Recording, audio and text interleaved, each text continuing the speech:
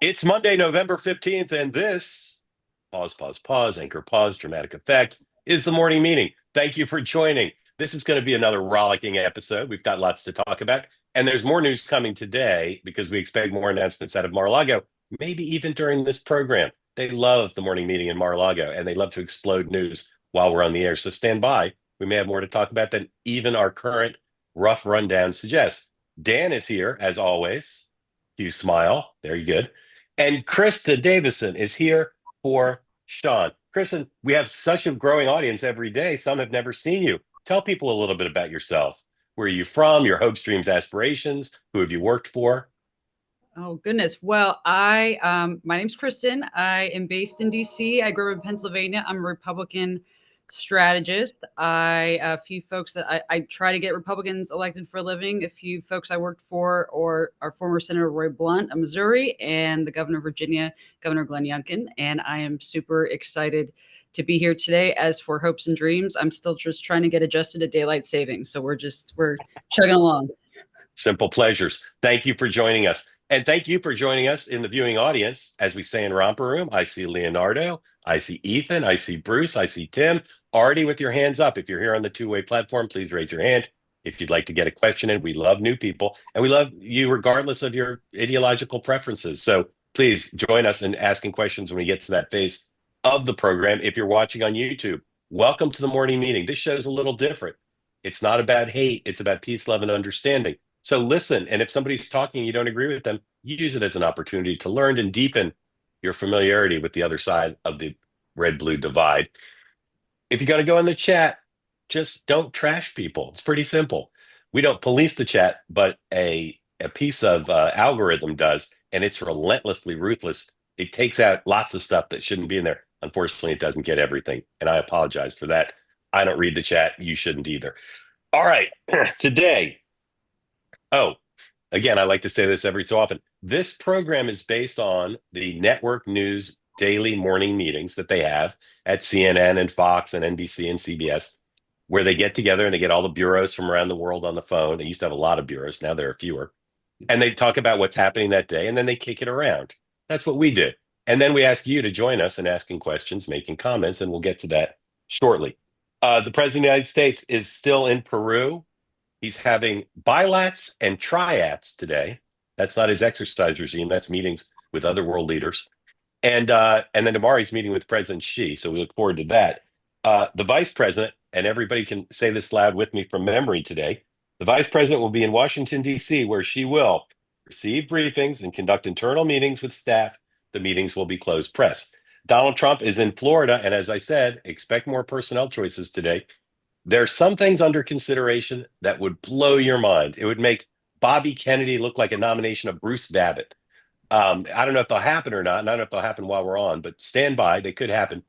It is Game of Thrones down there. There's people talking about people for jobs. There's people walking in that all across Mar-a-Lago. And part of the chaos that we're seeing is derivative of how wide open it is.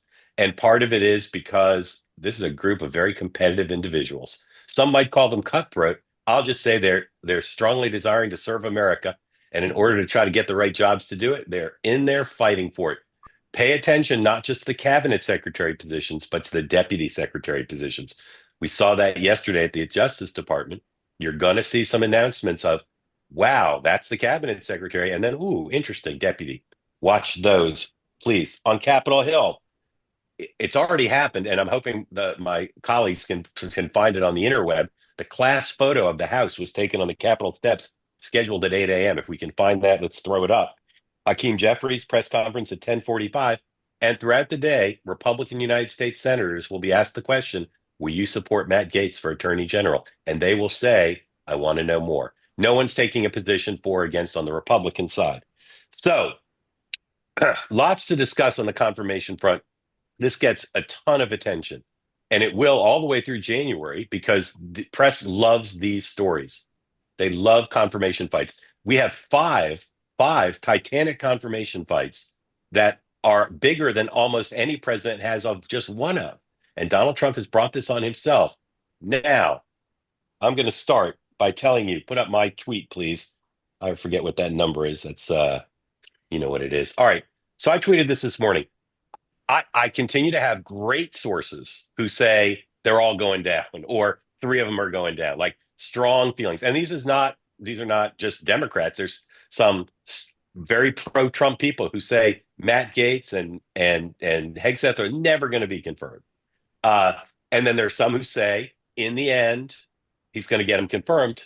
Here are some reasons why I think their chances are better than the conventional wisdom. I'm not predicting any of them will be confirmed because I think they all could go down.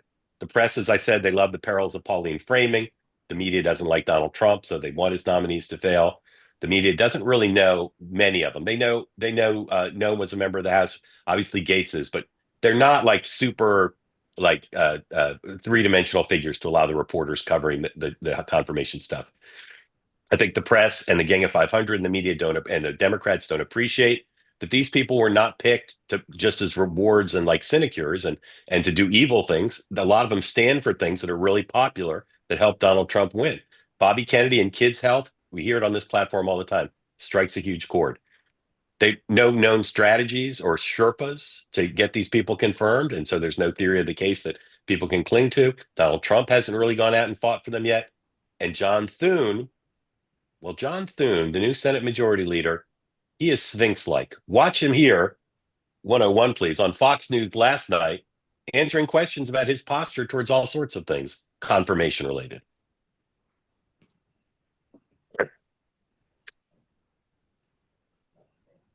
Do you think Matt Gaetz can get through?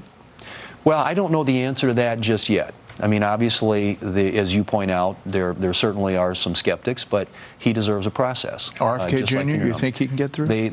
Same answer? They deserve a process, yeah. I mean, there are nominees that the president has put forward, and the Senate has the role of advise and consent under the Constitution. So they deserve a hearing, and we'll proceed accordingly if these become official noms. And if you were to bet, would you have to do recess appointments? You're saying yes or no?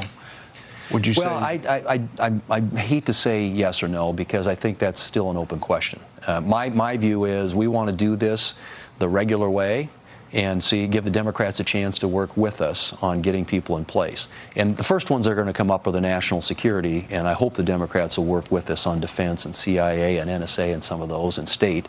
But if they become obstacles and obstructionists to moving these along, I mean, we're going to grind them out on the floor of the United States Senate. I just said we're not taking any options off the table. So he didn't say, when asked about Matt Gaetz, what an incredible record he has. He'd be a great attorney general. He didn't say that about Kennedy. So I think the recess appointment thing is ridiculous because you need 50 votes to do it. If you get 50 votes to throw away the Senate's prerogative to confirm people, you can get 50 votes to confirm people. That's my view. Let's start there. Kristen, can we stop talking about recess appointments, or am I wrong? Oh, I don't think we'll be able to stop talking about it until everyone's confirmed. I think even we'll be on the last confirmation and we'll still be talking about recess appointments just because it's almost, a game of we're staring down each other, right? The executive branch and the Senate are both staring each other down, almost daring one another not to confirm someone. And, I think that's probably healthy. That's probably what our founders intended, to have, the tension between the two branches of government. But no, I don't know if we'll see recess appointments. I would be surprised. I think everyone seems that, to your point, if you can get the votes to do that, which I don't think they will, then you might as well just focus your efforts on getting the votes to confirm. Right. Dan, am I wrong about this? I'm feeling a little crazy, but again, they're not going to do recess appointments without 50 votes to say, yes, we're going to recess. And it will be known if they vote for that, they're letting Donald Trump confirm anybody, put up anybody he wants. So why would they vote for that and not just vote to confirm people? Look, I mean, God bless a Beltway insider with Beltway speak. I mean, that was the classic, kind of talking a lot and saying very little, which is, John Thune is an institutionalist. And I think people like John Thune, and there are, Mitch McConnell and others, will tell the conference, we do this on our side and it's going to get done to us, potentially in 4 years and down the line. And I think there is some hesitancy.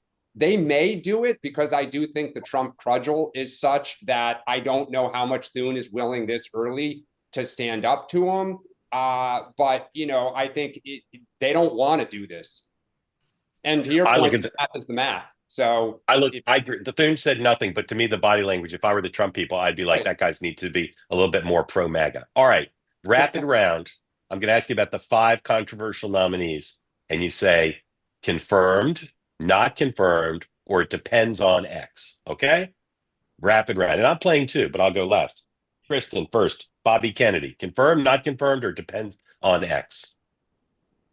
I think it'll depend on whether in the hearing, if he can convince the Republican senators that he has, kind of shifted to the more Republican view of government-run healthcare, and answer some questions for some of the more conservative members where he stands on abortion, just considering where I don't even think the vaccine thing is an issue for our side so much. Yep. But he does have a pretty pro-government-run healthcare. So if he can solve those problems, I think he will be. Yep. Dan. Confirmed. That the beefs with him are on policy, and I for all these ones where it's a substance argument, I would tread carefully if I were the Democratic Party here. I think Kristen's exactly right. The only barrier will be if he can't convince them on whether he's too liberal on healthcare and on an abortion. If he solves that, he'll be confirmed. All right, Kristen, Matt Gaetz. So this one I think probably depends on one, if there are, I believe that ethics report probably comes out. I don't see there a way that it doesn't. If there are, serious things there, not illegal. I know he was cleared and all that, but I mean, just serious, character concerns. There's that. But even bigger than that, it's going to be how he gets through the hearing and his competency for the job. I've talked to a lot of folks who don't even, they may not like him, but that's not even their concern. They're concerned that he doesn't have a whole lot of experience that would, have him be successful in the role of what he's saying he wants to do. I think if he can prove that he's going to be actually go and do what he says he's going to do and not just be in front of a TV camera, then I think he could be confirmed, but he's the toughest one. I think just from, convincing the Republican senators that he can actually do the job. Dan. Yeah, totally agree. Unconfirmed, because he's not a serious person. Well, wait, Kristen's saying can be confirmed if it depends. You're saying he won't be confirmed, right? I think of all the ones that the Democrats, the Republicans hate him. Dan, you're sounding like John Thune. You're sounding like John Thune. Confirmed, confirmed, not hedging. Confirmed, not confirmed. Confirmed, not confirmed. Not the arrows in his own party take him out. Yeah. All right. I agree with Kristen's list, but I'll add one. He's got to prove to the committee if he gets this far, and I'm not sure he will. If he gets to a hearing, does he understand how to do the job? Can he address these personal accusations? And the third one I'll add is, can he convince them that he's not a jerk?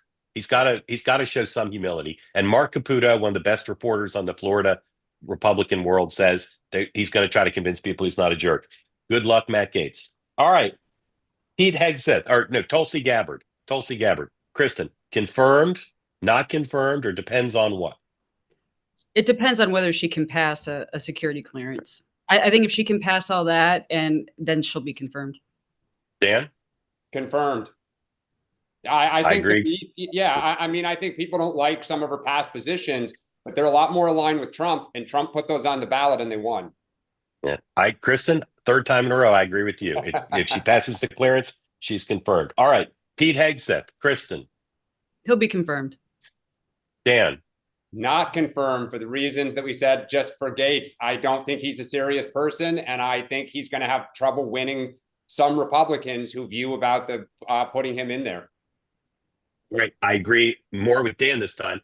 He's going to have to prove to people he understands how to be Pentagon Secretary, but he's also going to have to survive a gauntlet of personal charges. Yep. All right. He's going to have to survive that. All right. Last one. Kristi Noem. This is she's got to get through the hearing and prove that she can do the job. DHS has FEMA, has so much more than just immigration. And I think she really needs to wow her Republican Senate colleagues that she can do the job, and then she'll be confirmed. Dan.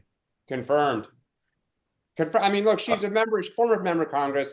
You can argue it's a small state and what kind of governing experience does that give her to run something as big as DHS and all the different aspects, as Kirsten said, that are in there. But that's a substantive argument more, and I think she gets confirmed. All right. I say not confirmed. Kristen, just to clarify, you think all five are not sure things. All five have to perform or they won't be confirmed, right?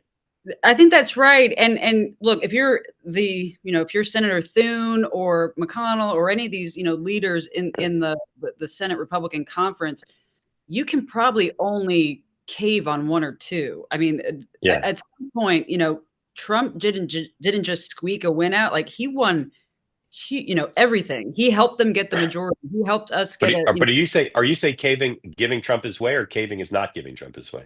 Sorry. You can only decline to vote for at least one or two. So you can only vote against one or two. I think that Collins and Murkowski could vote against every one, and then you could just mix and match. McConnell can vote against this one, and Tillis can vote against that one, right? So right. That's yeah. At some point, though, I think then Trump, even if they mix and match who the next two are, Trump's going to cast blame on everyone, right? Yeah. At some point, and so I think they probably can only kill two.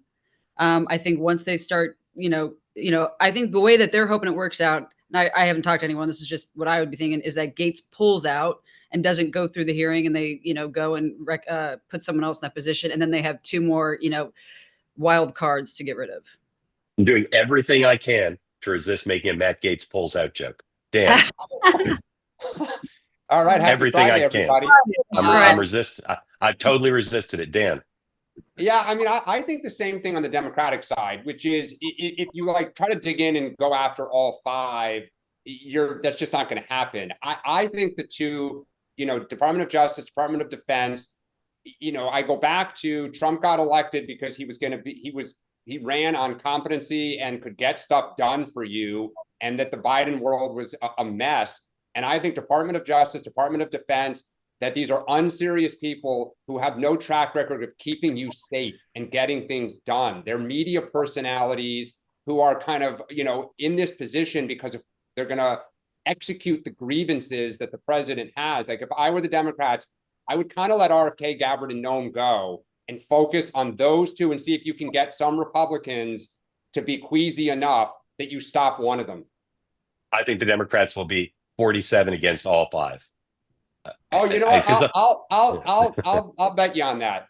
I bet they are not unified on all five. I don't bet on things I cover, but I'll be curious to see how it ends. All right, you're both for one wild one, and then that's exactly it. All right. You're both such youngsters. I want to throw out a name to you, and you tell me if you know who it is. Tom Korologos. Do you know who that is? Tom Korologos. Yeah, I know the name. All right. So Tom Korologos, who passed away relatively recently, was a Republican lobbyist. I think he worked maybe in the Reagan administration. I think he was the ultimate confirmation Sherpa, right? I think he may have been the first one who had that appellation.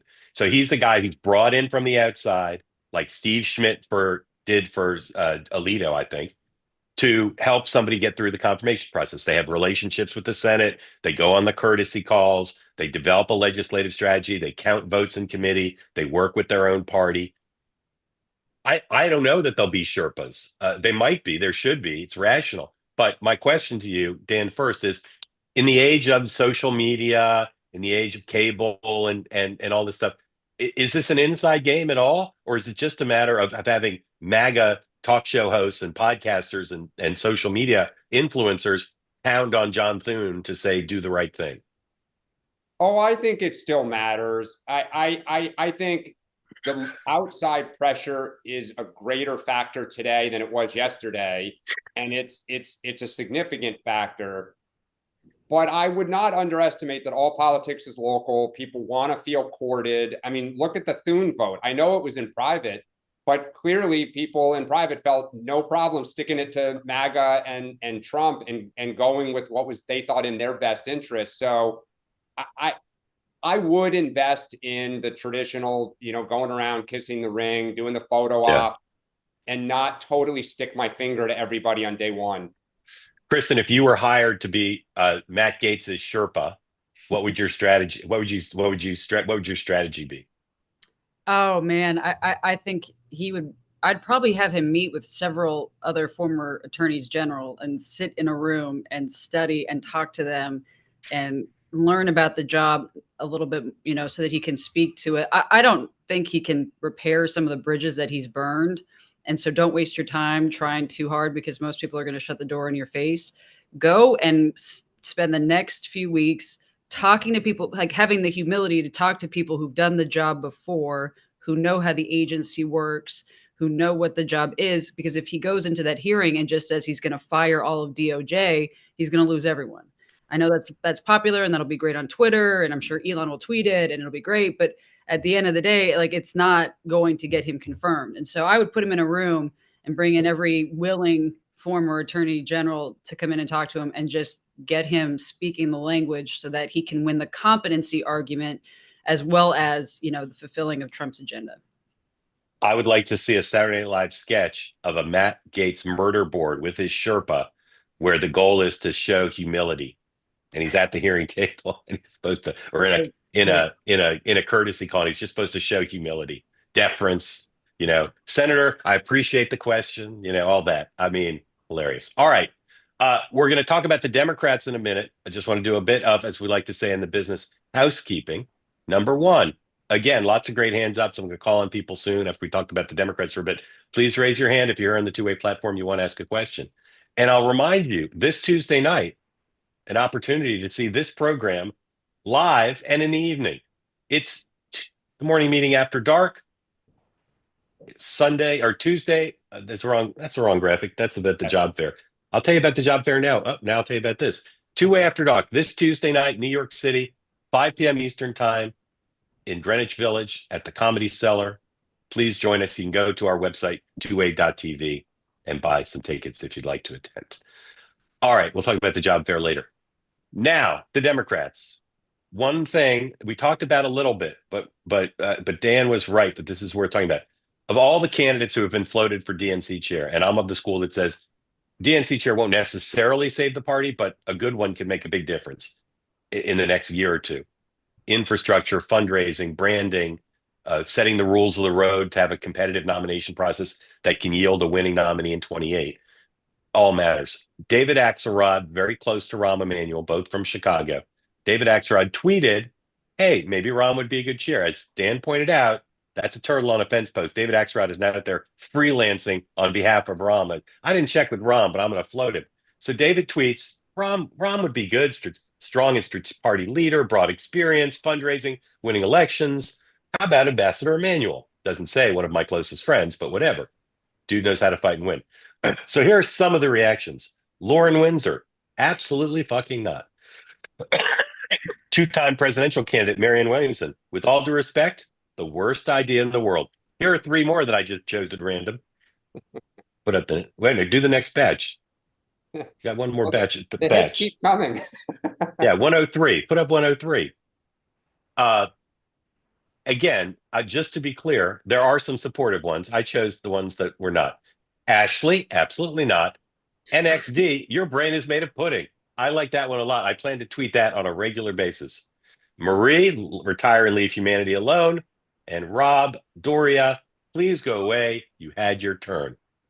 Dan, what this gives rise to, besides the fact that Rahm will not become DNC chair by acclamation, is the left thinks a corporatist Obama type who, as mayor of Chicago, faced strong criticism from the left of the teachers' unions, on his anti-crime initiatives.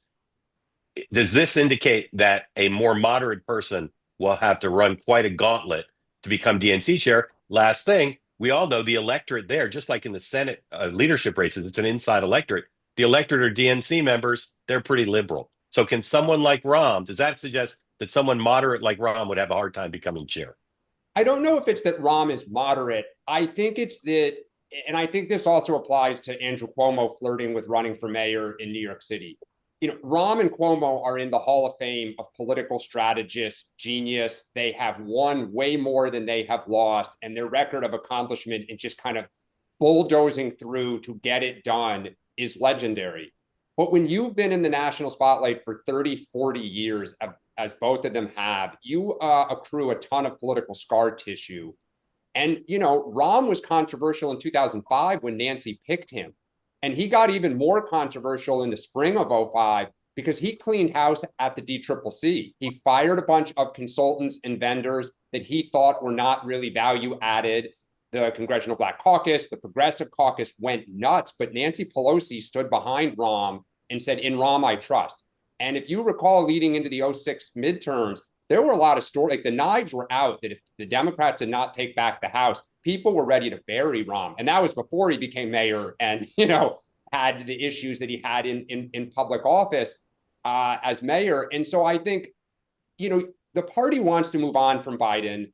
They kind of want to move on from Nancy Pelosi. And I think like people like Cuomo and Rahm that have been dominating our politics, the professional class want them because they have a track record of winning. They think they know what it takes for all the reasons you just said, Mark. I think the base of the party wants something new. They want kind of the younger next generation, even though there's, you know, no track record necessarily of national success. And I think this has to play out. And I think it's a healthy debate in the party. But new means a new face or a new ideological direction? Both. I mean, I think that's why you've heard, you know, Steve Elmendorf mentioned the other day, the state party chair of Wisconsin. He's 42 years old. They just had some success in that state. You know, do you want to go with somebody like Rahm or, you know, Terry McAuliffe isn't running, but, you know, at the time had been around, people trusted him. Or do you want new faces? And I think, I don't know the answer, but I think the party needs to have this public debate. This goes to what we've talked about before, which is the party has a tendency to say, okay, it's Hillary's turn. Okay, now it's Joe Biden's turn. Okay, now we're going to put Kamala in. And you hear it on the platform, like, where's the open debate? Like, make them go put their theory of the case before the party. Even the, you know, I hear you, it's the insiders, 300 Democrats in a ballroom and, you know, on Connecticut Avenue, but still go make your case, you know, see if you can build an army. Kristen, when a party picks a chair, the opposite party looks at that person and says, huh, that's formidable. Like when Haley Barbour became chair, smart Democrats said, yeah, that guy's going to raise money. That guy's going to be good on TV. Ron Brown, when he became chair, Republicans said, yeah, that guy's connected. He understands grassroots, or what was grassroots at the time. If Rahm became chair, would Republicans say, okay, yeah, that they got somebody who was a threat to us, or not? I think so. I think he would be, I mean, you know, I can respect quality talent on the other side. And I do want the Democrat Party to find itself because, you know, this gets boring if we're going to get tired of winning all the time. So I'm rooting for you guys to get it together. And I think, you know, but to the point, I do understand not having an old, you know, to have a fresh face. I think that, you know, I do think someone like Rahm and maybe McAuliffe, I don't know, but definitely Rahm, because I think Democrats need someone who's going to like not be afraid to hurt people's feelings. That's been from the outside looking in. That's been the whole problem with the Democrat Party is that everyone's walking on eggshells and no one wants to offend anyone. And, you know, I can disagree with everything Rahm believes in, but I definitely agree with his style sometimes because you just right now you guys need to break glass to fix it fast. 26 will be a better year for us. Do you know this guy, Ben Winkler, who's the Democratic chair in Wisconsin, Kristen? Do you ever heard of him? You know him? Oh, yeah. No, I've heard of him. And that's why, you know, Wisconsin, in my, you know, going into the election, I thought Wisconsin was going to be the hardest one just because I think he's done a very good job. So he's widely acclaimed. He's a super smart guy. He bridges the wings of the party. But they did lose Wisconsin, number one. And number two, be honest. Now, you're not being disrespectful to him as a state party chair. But you guys wouldn't be afraid if that guy became the party chair, right? He's not gonna. He might do nuts and bolts. He might be a nice face, but that guy's not gonna intimidate you all and say, like nah. It's not like Rahm, right?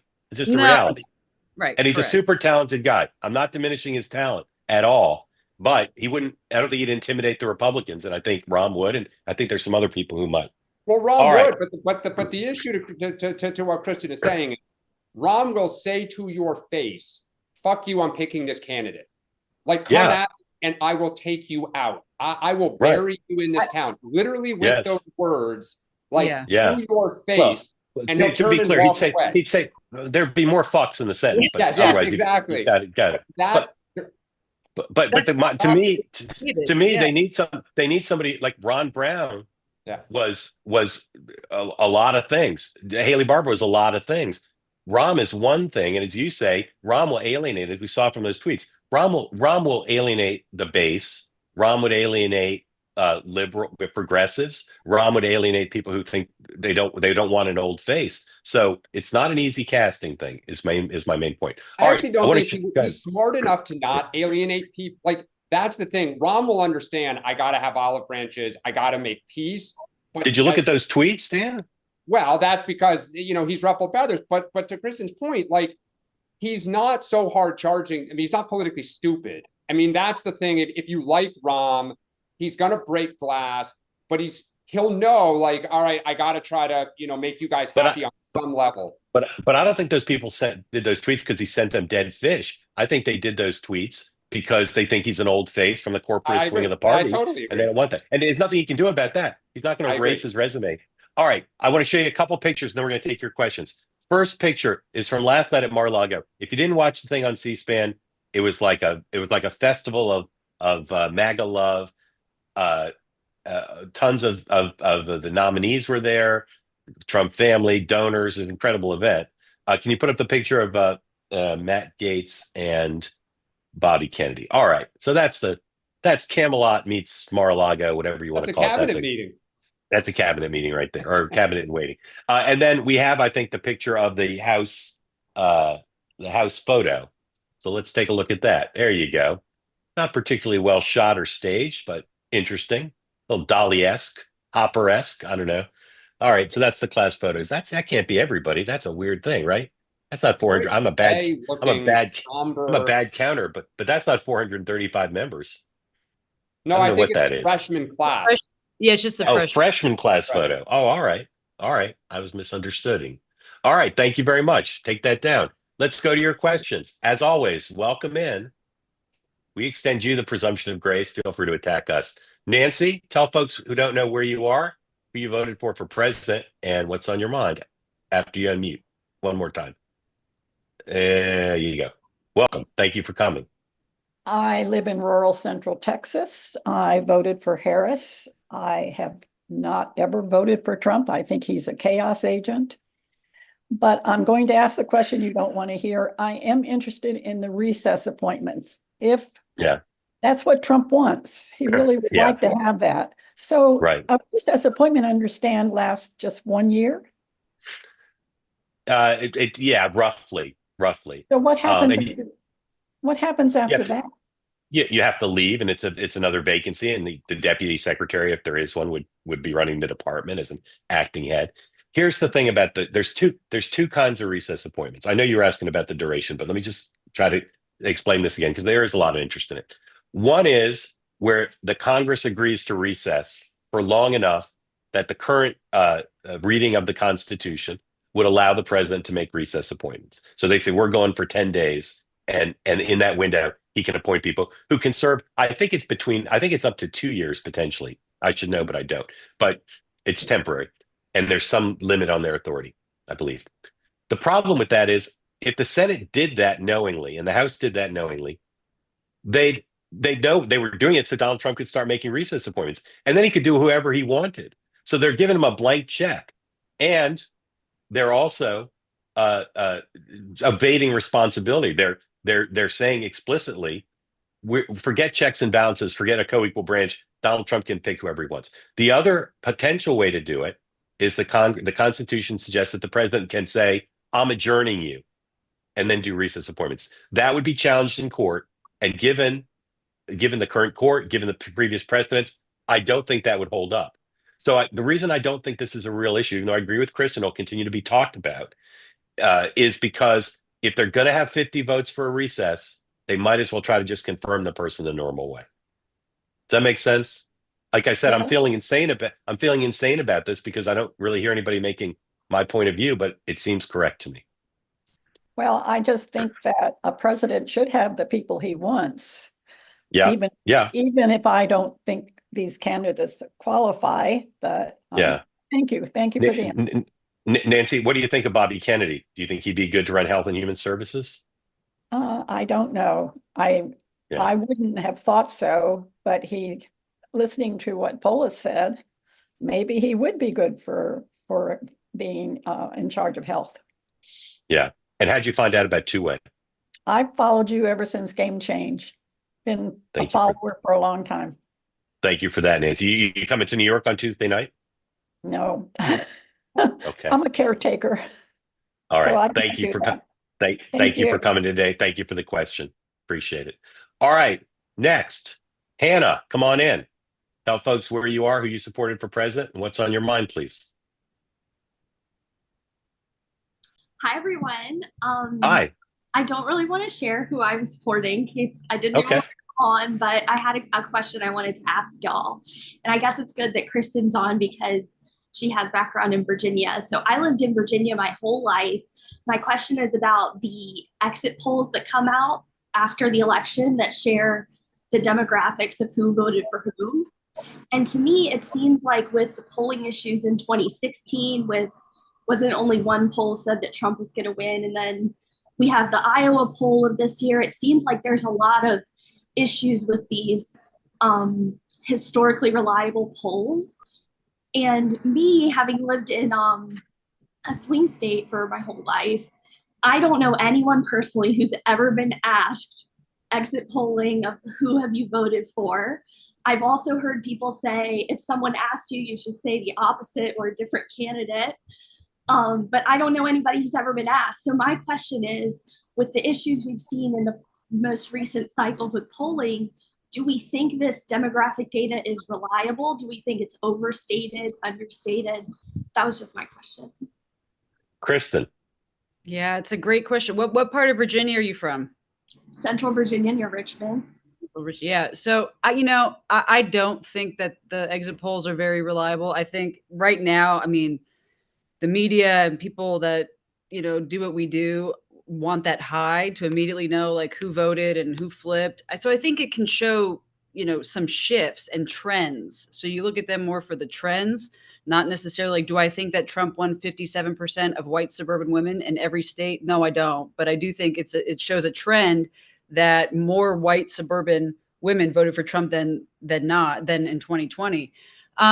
Moving forward, once all these different states, I mean, California is still counting votes, which is wild. And so is Pennsylvania. So once all these votes land, most states kind of go back and do, autopsies on the voter file to see who voted where. And that, that's probably a year or two, a few months away, at least. That to me is more concrete. But the exit polls are fun to talk about for sure. And they definitely, there's no doubt that Trump made gains in these areas. And so to look at the exit polls right now just show us trends to hypothesize on who those folks are that shifted. But no, I don't think it's black and white in absolute. That comes later when you do more demographic analysis.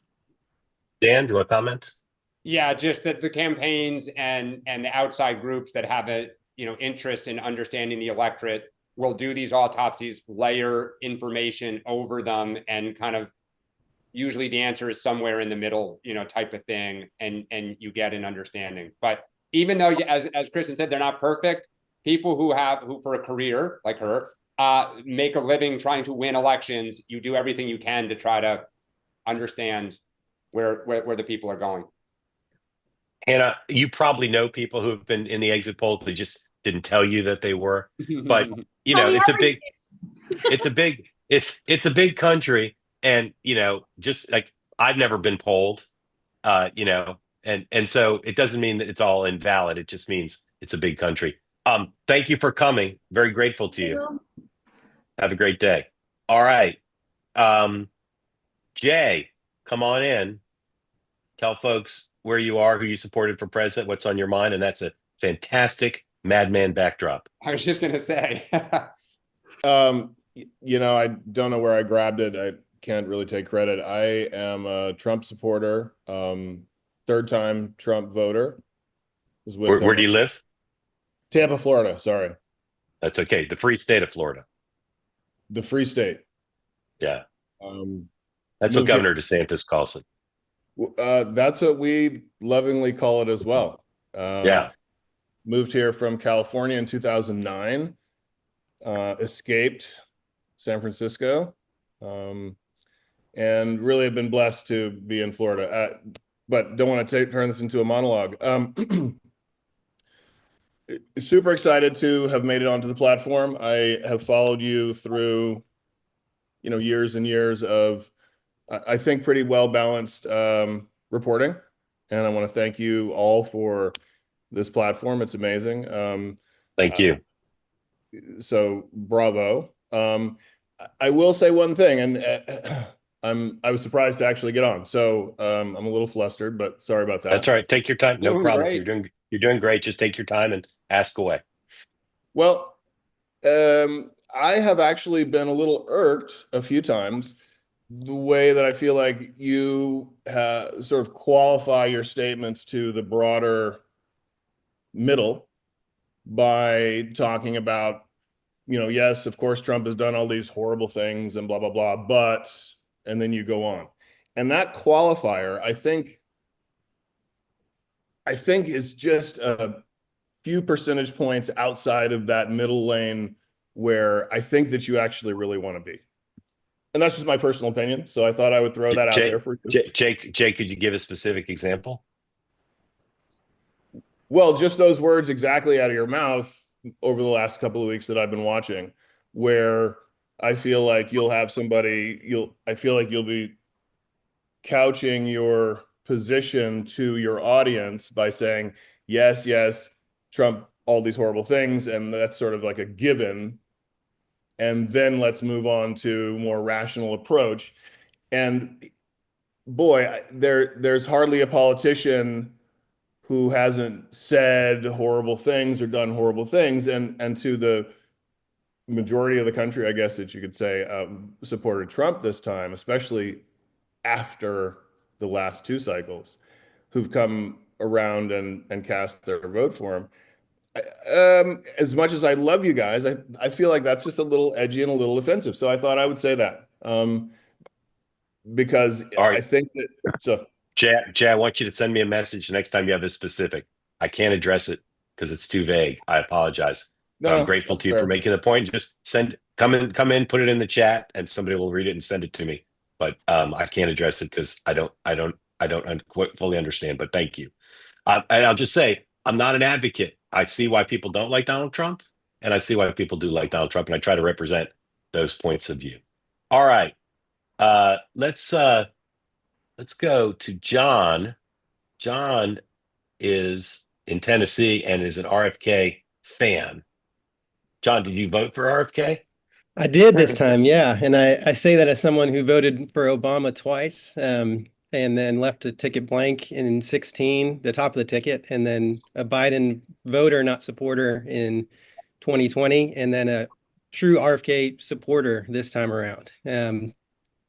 I am not the typical sort of unwashed, uneducated MAGA voter that it seems to come from the left almost as like a terminal illness, among my liberal friends. Although I noticed you didn't shave today, so you may be washed, but you're unshaven. You're unshaven. I grew up in Massachusetts. I've lived in Tennessee for 10 years now. So well educated. I went to Harvard Med School. I was in this crowd, and I'm a physician. I have 2 young kids. And when I think about RFK, I think about the status quo in the sense of, my first week of high school was 9/11. My first week of college was Katrina, the Iraq War, 2008. I graduated in 2009. I've kind of gotten used to my government not being sort of truthful with me, and as someone who otherwise is hopeful about the role of government and trying to be a generally good person in society. And when I see, what RFK is actually saying, that is the sort of the status quo that I'm talking about. A status quo that brought us all of those things I just mentioned, that has brought us increasing income inequality throughout every administration over the last 30 years, this sort of Alan Greenspan economy of rewarding bad behavior for people who truly just want to make money. While every health metric has declined over the last 30 years, our maternal mortality rate, our infant mortality rate, our overall mortality now is declining. Our health metrics are going in the wrong direction pretty much across the board. Our education system has failed. from going from 1 to mid 20s in the last 30 years, 40 years. Just sort of like this general sense among people in my generation that like we can't really explain it, but everything feels like it's getting worse. And when I have a 2 and a 5-year-old, and I think about the future for them, and I think I'm frustrated by the discourse leading up to this election that somehow the left that I was a part of, frankly, somehow thought that people couldn't see Trump clearly enough, right? They didn't know Trump. Trump is a New York City hustler narcissist who views the world in purely transactional terms. Every relationship he has is transactional. If you do something for me, I'll be loyal to you. If you stop being loyal to me, I will stop being loyal to you. It's not hard to see that. I could see that pretty clearly. I described this election to my friends as like, I could vote for I still had a hard time voting for Trump. I voted for RFK in Tennessee because, it's Tennessee. And I was trying to get him over that 5% national threshold to make a third party viable, because to me, that two-party system, as George Washington said, is what's really wrong with our country. So that's why I ended up voting for RFK. But like, it's not like Trump isn't known. Like we can see exactly who he is. I saw that there was a 1% chance that if someone that actually good could get to him, then maybe there's a 1% chance of real change that could change the last 30 years of status quo. And I saw no chance, a 0% chance of a Harris administration changing that sort of broader status quo, not a 4-year cycle of a new president, but the broader 30, 40-year status quo that is failing objectively. And Harris, to me, her administration would have had truly 0% chance of changing that. A Trump administration, if someone like RFK, or to me, Tulsi Gabbard, or these people that are authentic and principled, if nothing else, they are seemingly saying what they actually think. And some of it seems good. Then maybe there's a 1% chance that they could convince him to do some good stuff versus the 0% chance of it happening with Harris. So that's my sort of, rambling take on how I got here. I really appreciate this platform just so much. It's the only place I think I can even like go. I followed both. I used to watch, check every day Fox News homepage and CNN homepage until it drove me crazy. And then I would follow Trump War Room and Kamala's wins on Twitter until that drove me crazy, because it was just like people speaking to two different countries, and that doesn't get us anywhere. So this is just such a light in that darkness. And so my question, I think, to Dan, if Sean was here, I would ask him the same thing, but I think there's like a gamble almost of Trump and Elon, and now you see the tech people, the Mark Andreessens and the Peter Thiels and a lot of the tech, the Chamaths, the smart money tech people sort of switch their allegiance a little bit this cycle. Is there something we're missing about just saying, well, this was just an anti-media bias versus a true anti smug elite bias, because COVID got things so wrong? And I say that as a physician who was pushing pro everything, vaccine, masking, and it's just a lot of it ended up not being right. I think there were really well-intended people, but the data on the vaccine for young men, masking, lockdowns, like we got stuff wrong, and there was no admission from the main core of the Democratic Party that anything was done wrong. And I think that drove a lot of people crazy. And it's just like, just admit it. And so are we missing that this is more than just anti-media bias for the Rogan types, Rogan, who was a Bernie Sanders supporter, and really just this, like, we can now see that so many of these trusted institutions are openly willing to lie, even when they get stuff wrong, and something has to change. Like, something missing in the course, I guess. John, I'm going to let Dan and then Kristen address what you said. I know I'm speaking for more than just myself when I say I just learned more about why Kamala Harris didn't win the election listening to you talk than reading the New York Times for a month. So thank you for that. Dan, you there? I froze Dan. Dan's, no. Dan's frozen. Kristen, I'd love for you to comment on John's question and maybe, or what he said, and then maybe ask him a question if you'd like. Yeah, well, I agree. I think that was really well put, and the personification kind of the anti-Harris vote. I agree. I don't think this is just the media bias. It's a you know, rise up against the machine type of electorate is what we saw, and it goes across the board. It's not media was a huge part of it. I think every time, one of the networks would get outraged about something Trump said or did, um, it helped Trump because it just got normal, Americans more and more upset every single day. But then take that and put it to, the government institutions and the DC swamp, and then put it to large corporations. I mean, that populist anger is something that had been happening for so long where, middle class, lower middle class kept looking at the, owners and boards of their companies getting richer and richer and richer, and they were getting left behind over and over again. And Trump had the ability, starting in 2016, of, meeting people to that, at that anger where they are, whereas Democrats really have stopped doing that. They expected voters to come with them, and Trump went to the voter, to that anger, to that frustration. Now, one thing I'd add to what you'd say is, I agree 100%. We were angry, we being the, electorate as a whole, against that larger, media and government and corporate elite. Now, the risk for us and for Trump really in the next 2 years is if we fail. I mean, the way you just described why you voted for Trump and RFK was so euphoric that I don't know if a human can reach those expectations you have. Right. The hope that you have. I did say I have a 1% chance of hope. Sure, Yeah. yay. To me, 1% is infinitely more than Right. zero, but I wouldn't say I'm euphoric. Well, you could hear the hope in your voice, which is a good thing. And It's the only frankly, time I felt hope. Yeah. And I, that's the risk for us. And, looking at focus groups during this whole election, and you talk to African-American men and Latinos and women who have shifted from Democrat to Republicans, the routine answer over and over again was, Obama promised us this, and then Biden promised us this, and our lives are not better, and things have not changed. And so we're going to go try the other guy because he's at least talking to us.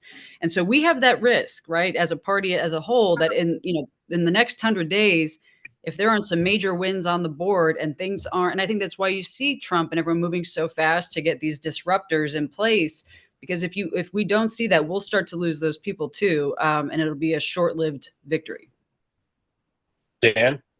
Yeah, sorry, the internet just went out in our house, so I am now on a phone.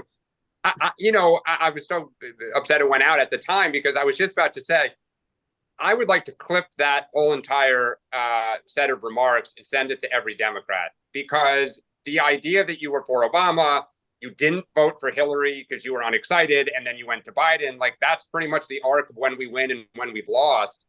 And I think that the frustration that you have with the party, and Krista was just talking about it, the opportunity that Republicans have, I think the Democratic Party does need to look in the mirror. It does need to not always say our experts are the best and they're, question the way things are done and ways to look at issues. And I hope that it does. I hope that it comes out of this defeat with a better set of policies that speak to people, that give people optimism, and we put points on the board. And that's why I've said with some of these cabinet secretaries, I mean, I said earlier on the show, I'd be very careful. Like I'd tread lightly around RFK if I were Democrats.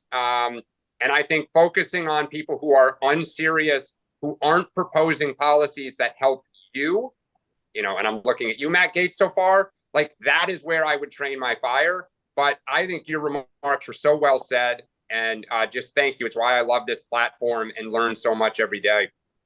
John, let me ask you a couple things if I could. First of all, is there any Democrat in public life now, a governor, senator, House member, who you look at and say, yeah, that Democrat gets it? I think just the way that John Fetterman talks, at least he's seemingly saying what he actually thinks, right? So I think, my generation, the data sort of bear this out, that we tend to, meaning elder millennials, I'm 37. So like we crave authenticity, like most people, but especially my generation, more than anything. We'll value it more than just about any other thing. And so I think the thing with the Republicans, they saw Trump's authenticity and thought, oh, people want us to be like Trump. And it's like, no, people were drawn to Trump because he was being like Trump. We want you to be Right. like you. We want you Yeah. to say what you think. And so Right. I thought, Polis speaking out against sort of the main zeitgeist of his party in sort of a tepid support of RFK was inspiring, right? Because it's like, Yeah. okay, you actually do think that. And that's like such a low bar in theory for government service, back to like sort of the Athenian ideal of democracy, where you're like having a discourse that you say what you Yeah. think and see what happens. So I think authentic voices that now that we can sort of look up who funds you, we can just go on Open Secrets and see who's funding campaigns. Like we're going to hopefully get past this idea of like, well, what do you actually think? And I think that'll go a long way in the Democratic Party. And I think, And sorry, go ahead. that's right. I'm sorry. When we're headed towards a debate now in the context of Bobby Kennedy's confirmation of whether he is a man of science, of whether Yeah. his opposition to some vaccines on some basis, whether his other representations are accurate. Do you consider him to be someone who ignores science or doesn't understand science, or someone who's trying to change the paradigm? How would you, as a doctor, how would you Yeah. evaluate someone him? So, I've gotten all the vaccines. I had to get them for work for a lot of this. So my kids have gotten every vaccine except the COVID vaccine because I didn't see the data to support young, healthy children getting it. Right. So I look at motivation a lot. Right. And so I've done plenty of research on Bobby Kennedy, obviously, and I've listened to him describe the reasons he went into this. And I do trust that they are genuine. I think he is someone who has been fighting for the small people, right? Fishermen in the Hudson River against corporations for the majority of his career. Clearly, he's lived a very colorful life. He's the first to admit that, right? But he owns it and he's honest about it, and he's honest about why he is doing what he is doing. And I hate to say I trust anybody after being cynical for my whole life, but I trust his motivations and I trust his process. When he goes on a podcast for 3 hours, I have gone and looked up every study that he references. That's how, in depth I've gone on this. And like, he's not lying, right? Like when he talks about some of these things that I had to learn, I, as a doctor, went to Harvard, have learned from listening to RFK, not just taking him for granted or just assuming he's right, but going and looking up the specific studies that he's referencing and then trying to question my own beliefs. To me, that is science, right? You look at all the data that are available and you use that to inform yourself. And Well, did we lose John? I was going to say, is it me? it's almost viewed as negative is really dangerous. And I think science should be the process of continually evaluating and changing your mind. And I've done that as I have listened to him talk, not based on his words again, but based on me then going and looking at the primary research myself. John, what kind of practice do you have? I am an anesthesiologist, so I don't have my own practice, obviously. Yeah. Yeah. We're at time, but again, I know I'm speaking for more than myself. We would love to talk to you for another half an hour. I'm so impressed with how well informed you are, and the perspectives and point of view you're representing are so important to tens of millions who maybe don't agree with you 100% on everything, but share your attitude towards the Democrats, towards Trump, and a lot towards Bobby Kennedy. And I was very aware of his influence early on. I thought the Democrats locking him out was a huge mistake. I don't know that he handled it perfectly, but I think the chords that he struck with people, you explained it as well as anybody I've heard. So grateful to you, and we hope you'll come back and visit with us I more. will say, I think, and I've heard him say this, it's so ironic to me because I think if the DNC, my vote was an anti-DNC vote because of what they did to Bernie in 2016 and then what they did to RFK. If they put their full media weight that they put behind Harris, behind Bobby Kennedy in this cycle, he would have beaten him, which is the biggest irony in all of this to me. Like he would be the Democratic president right now if they had just given him the support they gave Harris. So, John, John, thank you. Really, please come back regularly. Thank you both. Thanks, everybody. If you want, if you want your own show on two-way, please have your agent get in touch with you. Yeah, I don't have an agent, Really so, appreciate it. All right, well, good. And I loved how you talked about your kids. So thank you for that. All right. I wish we had more time, not just to talk to John, but lots of other folks had their hands up. And Kristen and Dan, I would have loved for you guys to colloquy with Dr. John for hours, but we're at time. So, Kristen, thank you for joining us. We love having you on. We hope you'll come back regularly. Remember, this weekend, special episode. Tonight, I have another show today. Two-way tonight, Megan's going to be on, which I forgot. So I'm super excited about that. Megan McCain and I will talk about the nominations. Megan's husband wrote a very compelling piece about Matt Gaetz, which if you haven't read, you should. And maybe he'll come on too, Lori. See if Megan's husband can come. I'd love them both. But Megan will be on. She's her own person. Her husband was on my mind, but Megan's awesome. And we'll talk about everything tonight. Then Sunday night, Dan and Sean are having a job fair. It's the morning meeting job fair, 7 p.m. Sunday night. Kristen maybe will come too. Not because she needs a job, but she might have some advice. We're just going to talk about if you want a job in the Trump administration, if you want a job in politics, if you want to work on the Hill. Dan and Sean will explain how that works and take your questions. So that's Sunday night, 7 p.m. Eastern time. And then again, Tuesday night here in New York City, morning meeting after dark. Dan, Sean, and I, our first live event at the Comedy Cellar in Greenwich Village. Go to twoway.tv for information about tickets. VIP reception is at 4 p.m. and then 5 p.m. we'll be on stage. We'll talk about news of the day, and then we'll take your questions. And that event will also stream live. If you're not in New York, you'll be able to watch it. Again, thanks to Kristen, thanks to John, everyone else who has questions. Thanks to Dan's internet provider. And I will see you all at 6 p.m. Eastern time tonight. Bye-bye.